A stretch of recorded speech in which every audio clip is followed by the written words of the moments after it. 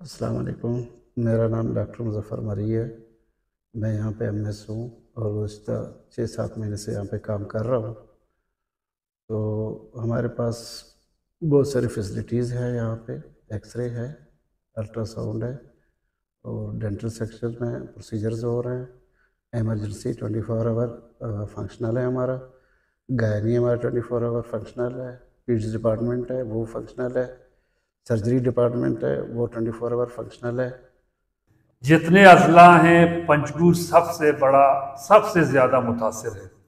Teaching अस्पताल पंजगुर में इस वक्त मतलब ये कि जो डॉक्टर्स के बारे में अगर मैं बताता चलूँ तो पंजगुर के जितने सहाफ़ी हैं, जितने दानिश्वर हैं, जितने अदीब हैं या जितने सियासी अकाबरीन हैं या जो नुमाइंदे हैं, ये सब रो रहे हैं, सब फरियाद कर रहे हैं। सोशल मीडिया के थ्रू अगर आप देखा जाए तो या आप प्रिंट मीडिया के थ्रू में देखा जाए तो टीचिंग अस्पताल पंजगुर में ये कहने पर मजबूर हूँ कि खंडरात में तब्दील हो चुका है।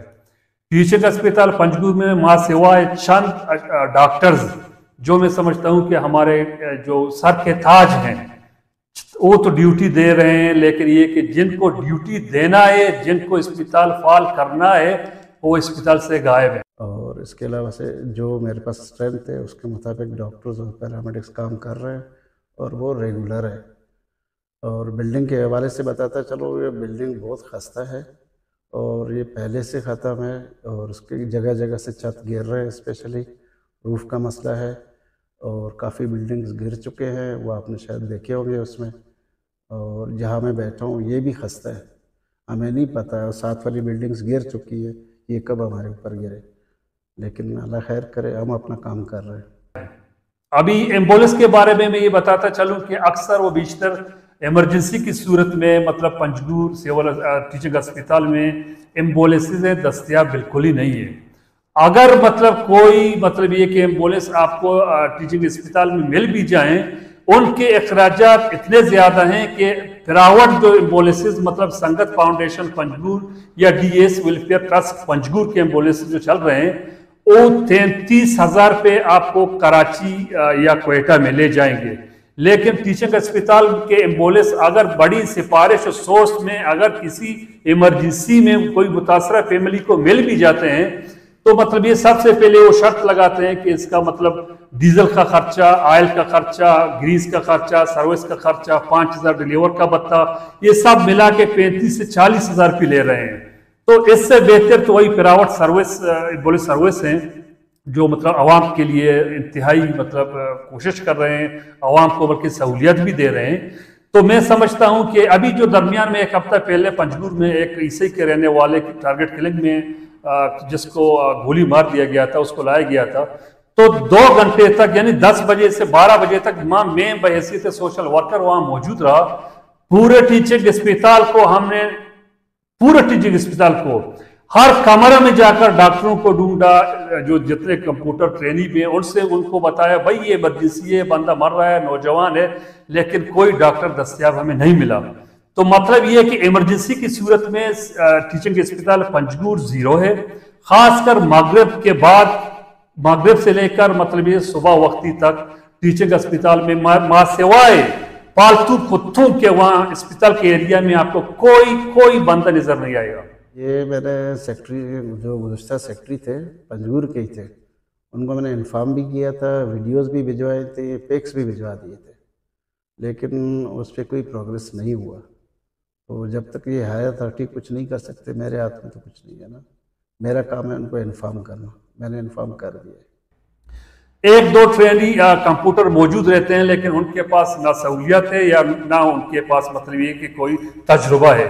तो रात के वक्त अल्लाह ना करे अगर किसी को भी कोई वाकया पेश आए तो मतलब ये कि मैं समझता हूं कि सिर्फ वो मौत का इंतजार करेगा, बाकी डॉक्टर टीचिंग अस्पताल पंजगुर में आपको दस्तयाब नहीं है।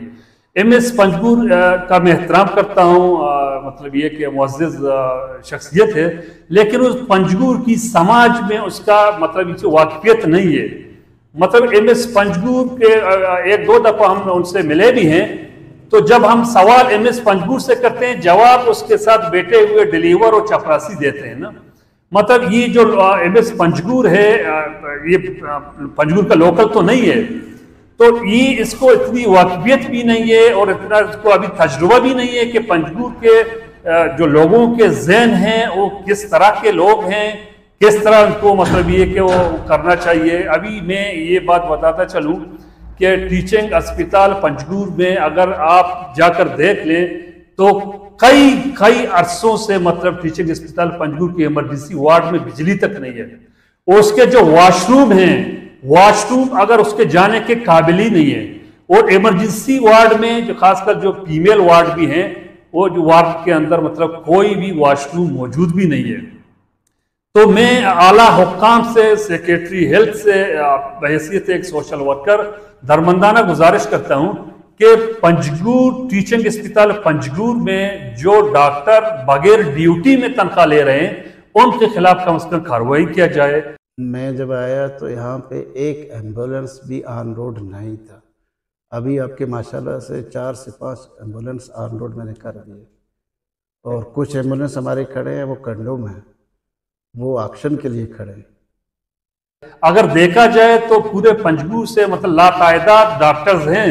बदकिस्मती से बलूचिस्तान भर में दीगर अजला में सिर्फ अपने बच्चों को पढ़ाने के लिए, सिर्फ अपने जो मतलब फैमिली के लिए मतलब क्वेटा में शिफ्ट हैं, मराठ भी ले रहे हैं और ये सारा मतलब ये कि सिस्टम अपने पास रखकर और पंजगूर में साल में छोटे ईद और बड़े ईद को आते हैं। तो मतलब मैं समझता हूं कि ऐसे तजुर्बाकार डॉक्टर की कोई क्या फायदा दे रहे हैं पंजगूर को। तो एक बार फिर मैं सेक्रेटरी हेल्थ से गुजारिश करता हूं, खुदारा टीचिंग अस्पताल पंजगूर को फाल किया जाए।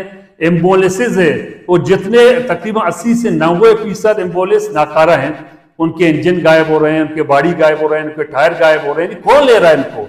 ये तो हमारे टैक्सों के पैसे से इनको लिया गया है।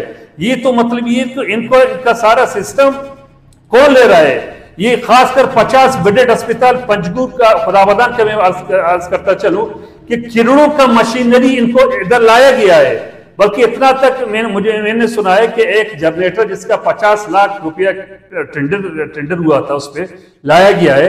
अभी 3, 4, 5 साल से मतलब इस जनरेटर ने डीजल तक नहीं देखा है।